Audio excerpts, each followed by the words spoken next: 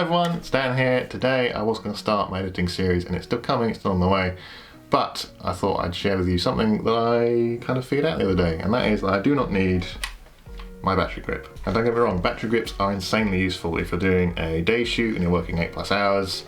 That can be a lifesaver because it stops you having to fiddle around with batteries throughout the day. But for the day-to-day shooting I do right now, for YouTube and other bits and pieces, the battery grip probably causes more problems than it solves.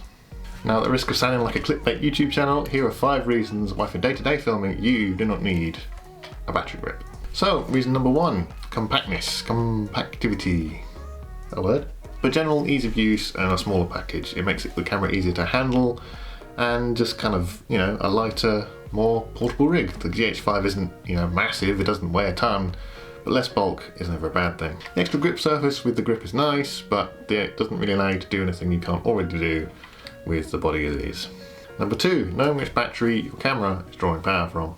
Now I know while some grips have the 2 batteries in the grip, my old camera did, this one only has a single battery. The other one goes in the camera. But what this means, at least for the GH5, is I can never tell which battery is drawing power.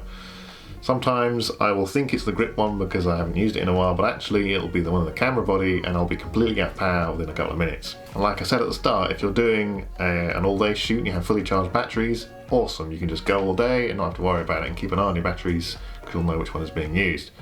But for the day-to-day stuff, where you're sort of filming for half an hour to an hour, putting the camera in the bag, emptying your cards and just kind of leaving it, you can't really remember 2 days later when you pull it out again. And while we're on the subject of batteries, number 3, changing out the battery in the camera. Now, while it's not the most laborious process in the world, having to unscrew and rescrew a base every time you want to change a battery inside your camera rather than just changing the one in the grip can be kind of a pain in the ass. Now again, like I said, if you're on a long shoot with fully charged batteries, wicked, but if you're doing day-to-day stuff and you want to recharge your whole setup, it means you have to unscrew this, eject the one in the camera, charge it, put it back in, screw this back on, and then you're good to go from there. But I'd much rather personally work with a reload style system where if my battery's about to run out, I just put a new one in, rather than having to worry about which battery I'm using, fiddle around with unscrewing things and charging things when I know I just need to unplug that battery, put another one in, sorted. Number 4, stability. Now, as most of you will probably know by now, I like to shoot stuff handheld when and where I can. And for this, less bulk on the camera is always a good thing. The closer I can get my grip to the camera and have a tighter point of contact, the better. With the battery grip on, you have this extra sort of wedge of stuff on the bottom, which kind of stops you from being able to grip into your camera and get a tighter, more stable shot. It also means I can get some better low angle stuff, because again, if I'm putting it on a surface, I don't have this extra wedge of material underneath my camera, and if I need that extra height, I can just put some books and stuff underneath it. Whereas before, if I wanted that lower angle, I would have to take the battery grip off. If I'm using the battery in the battery grip, I'm out of power. And 5, and kind of the reason I made this whole video, is how the camera interacts with rigs like this, with ring lights and other such gadgetry. So, while my GH5 will fit on this ring light rig with the battery grip on it, it will not fit on it with a battery grip and a microphone. And I don't know about you, but I feel like a good microphone is probably better than a little bit of extra power.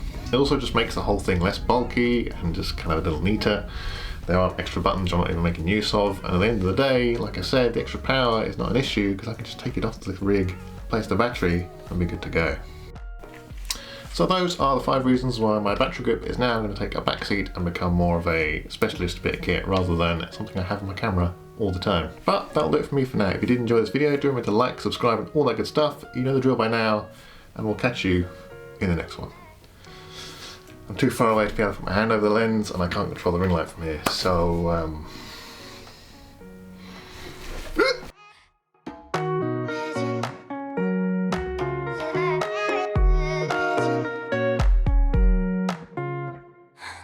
For those of you wondering, I've dug out my ring light because I don't think I've ever used it, and I'm trying a new setup with it to see if it makes things a little quicker, a little easier.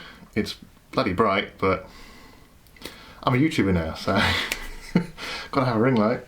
The extra grip surface for power. Man.